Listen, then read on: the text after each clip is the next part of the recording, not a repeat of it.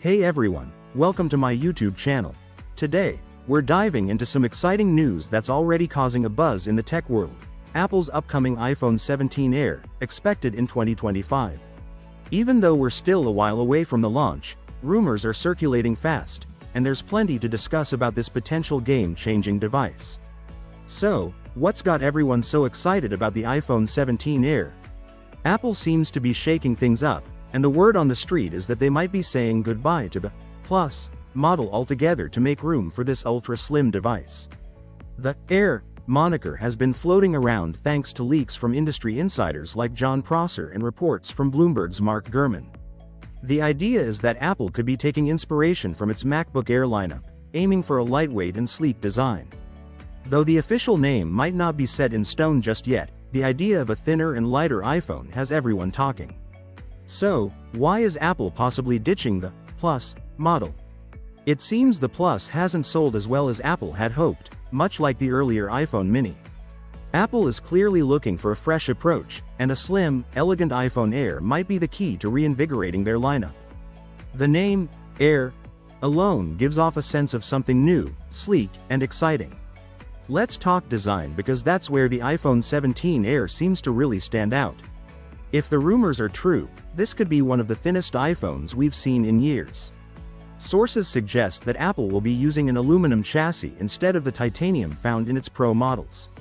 Why? Aluminum is lighter, which could help Apple achieve the slim, lightweight design they're after.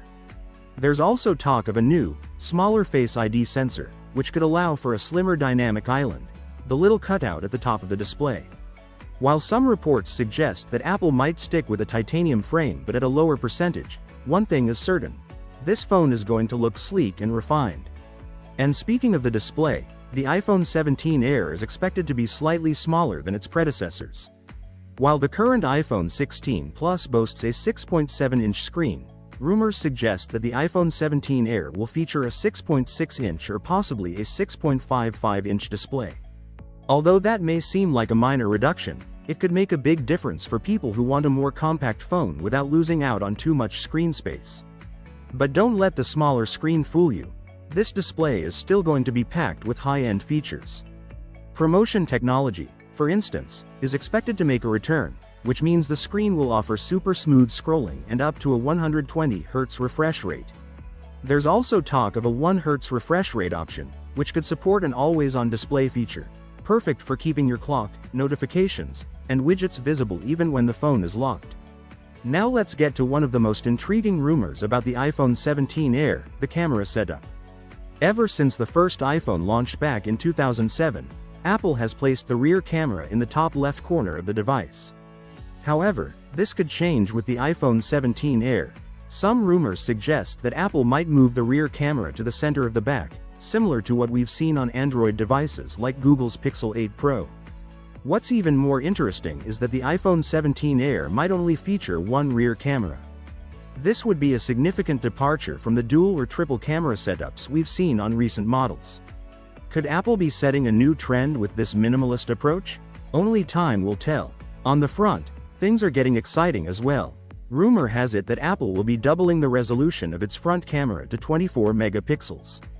That's a big leap from the current 12-megapixel standard, meaning sharper, more detailed selfies for all you photo enthusiasts out there.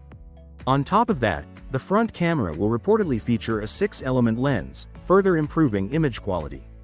Under the hood, the iPhone 17 Air is expected to be a powerhouse. The device will likely be powered by Apple's new A19 chip, built on TSMC's advanced 3nm technology.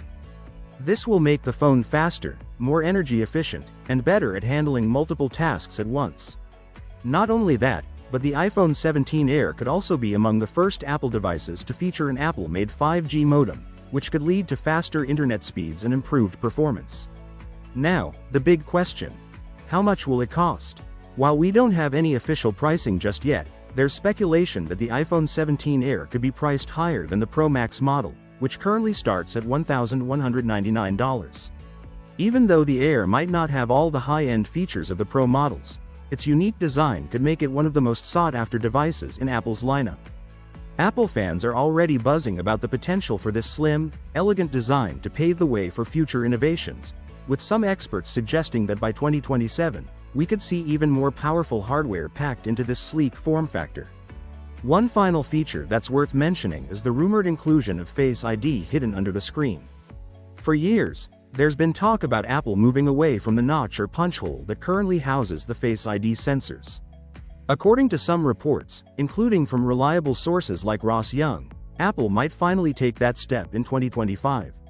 The Face ID sensor could be fully integrated into the display, making it nearly invisible and leaving just a small cutout for the front camera. This could also have implications for Apple's Dynamic Island feature, which is a big part of the iPhone's interface. Overall, the iPhone 17 Air is shaping up to be one of the most exciting iPhone releases we've seen in years. From its sleek, ultra-thin design to its advanced camera features and powerful internals, this phone is going to be a must-have for Apple fans.